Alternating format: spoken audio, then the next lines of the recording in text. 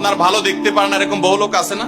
এই হিংসা করলে অনেক সময় বদনজর লাগে, বদনজর। আপনার ভালো কিছু হতে আরেকজনের জ্বালা পড়া শুরু হয়েছে, এর কারণে অনেক সময় মানুষ ক্ষতিগ্রস্ত হয়। বহুবার এই সূরা পড়ে তৎক্ষণাৎ একেবারে পড়ার সাথে সাথে আমি কার্যকরিতা আমার চোখে বহুবার দেখেছি, আলহামদুলিল্লাহ।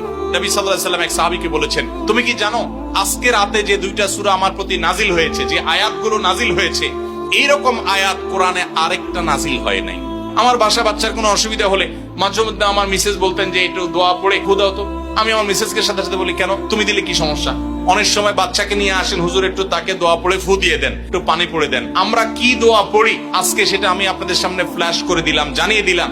আপনার যদি কোনো বিপদ হয়, আজকে অনেক ভাই প্রশ্নে লিখেছেন, অনেক সময় মানুষ বলে, ভাই আমার বাচ্চাটার এই সমস্যা, আমার ওই ওয়াইফের এই সমস্যা, আমার স্বামীর এই সমস্যা, আমার এই সমস্যা, আমরা আল্লাহর কাছে আশ্রয় চাইতে জানি না। আজকে শিখে যান, এই দুইটা সূরা নাজিল হওয়ার যে প্রেক্ষাপট, সেই ঘটনা শুনলে আমাদের ঈমান আরো বেড়ে যাবে ইনশাআল্লাহ। নবী সাল্লাল্লাহু আলাইহি ওয়াসাল্লাম একবার অসুস্থ হয়ে পড়েছেন এবং অসুস্থতাটা এত মারাত্মক ছিল যে আমাদের আয়েশা রাদিয়াল্লাহু আনহা বলেছেন, অনেক কাজ তিনি করেন নাই অথচ তিনি বলতেন তিনি করেছেন, মানে তার মনে হতো তিনি করেছেন। আবার অনেক কাজ তিনি করেছেন তিনি ভুলে যেতেন, মানে এরকম একটা অবস্থা তার তৈরি হয়েছে যে স্বাভাবিক না অস্বাভাবিক, আমাদের অনেকের হয়। তখন নবী সাল্লাল্লাহু আলাইহি ওয়াসাল্লাম বিভিন্ন তখনকার যে চিকিৎসক ছিল তাদের সহযোগিতা নিয়েছেন, বিভিন্ন ট্রিটমেন্ট করেছেন, কিন্তু কোনোভাবে কোনো কাজ হচ্ছিল না।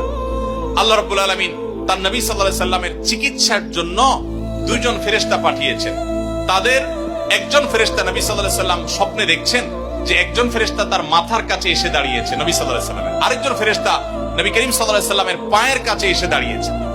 মাথার কাছে যে ফেরেশতা দাঁড়িয়েছেন, ওই ফেরেশতা পায়ের কাছে থাকা ফেরেশতাকে জিজ্ঞাসা করছিলেন যে এই লোকটার কি হয়েছে, অর্থাৎ নবী সাল্লাল্লাহু আলাইহি ওয়াসাল্লামের কি হয়েছে।